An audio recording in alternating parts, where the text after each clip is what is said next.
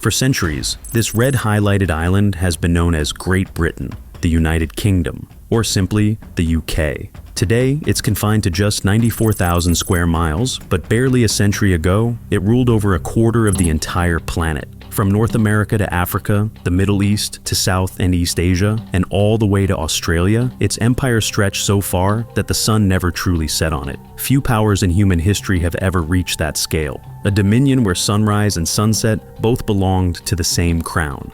But that once mighty empire has slowly crumbled. Piece by piece, century by century, it's been reduced to a nation now facing one of the worst economic crises in its modern history. According to 2024 data, the UK's public debt has climbed to 99.6% of its GDP. To put that in perspective, neighboring Ireland's debt stands at just 43%, and Germany's at 64%. Gang violence and homelessness are now at their highest levels in 3 decades. In the last 10 years alone, homelessness in the UK has surged by more than 50%. Those high salaries and wages that once drew workers from across the world to London, they've been stuck at 2008 levels for 16 years, while inflation has soared to its highest point in 40. Thousands of skilled workers are leaving the country in search of better pay abroad. In what was once the world's 6th largest economy, nearly 10 million people now live in absolute poverty. The NHS, once hailed as a model of healthcare for the entire world, is collapsing under its own weight. More than 8 million patients, many in critical condition, are trapped on hospital waiting lists. And it's not just healthcare. Every major public sector is in crisis, from law and order to transport.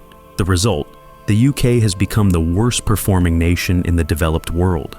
The question is, how did the most powerful nation in human history end up here? A country that once ruled the world. What went so wrong that it's now trapped in one of the deepest crises of its time? To understand that, we need to go back to 2016, the year Britain decided it no longer wanted to be part of the European Union. On June 23, 2016, a national referendum was held, and half of British voters chose to leave the EU.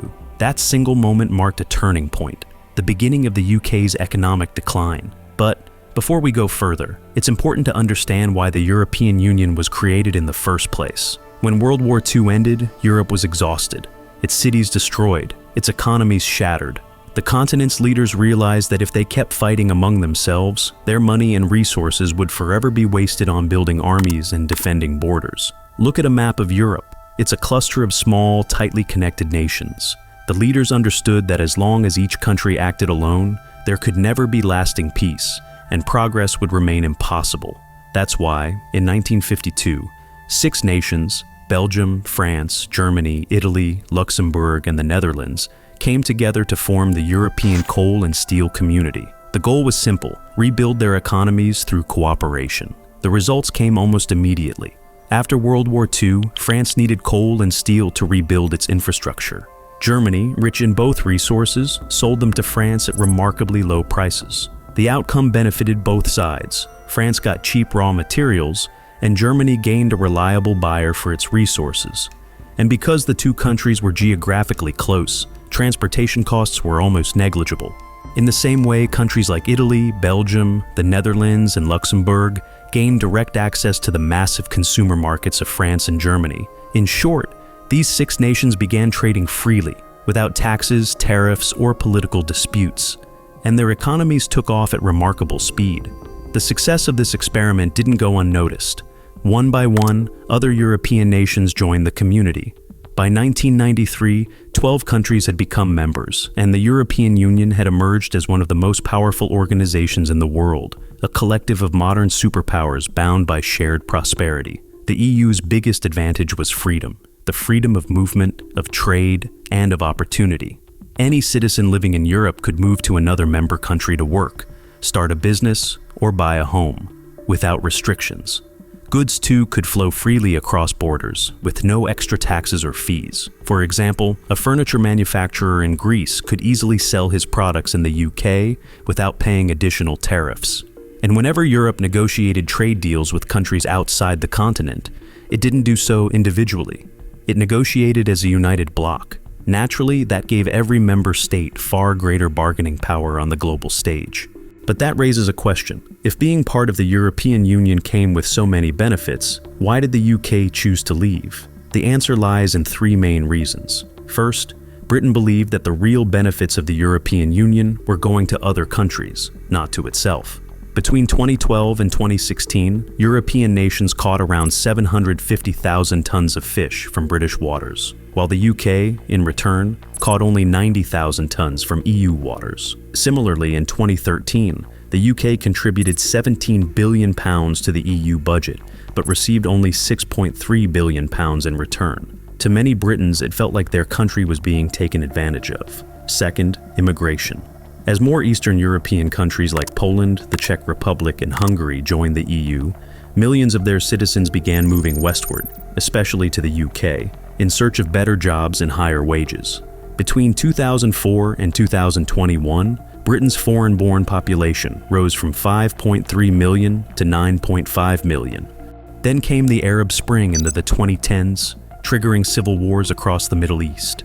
In response, the EU opened its borders to refugees, and once again, Britain became a primary destination. Public infrastructure, jobs, and wages came under growing pressure, and slowly, a belief began to take hold that the root of Britain's problems lay in EU policies. This gave rise to a third, and far more emotional reason: sovereignty. Many Britons began to feel that their country would be better off making its own decisions, free from the burden of others. That sentiment, a call to take back control, became the defining force behind the 2016 referendum, the moment when Britain finally chose to part ways with the European Union. But contrary to expectations, Brexit only made things worse. According to the Bank of England, between 2016 and 2021, investment in the UK fell by 25%. Then came two more shocks: the COVID-19 pandemic and the Russia-Ukraine war, both of which pushed the economy into an even deeper crisis. On one side, investment was drying up.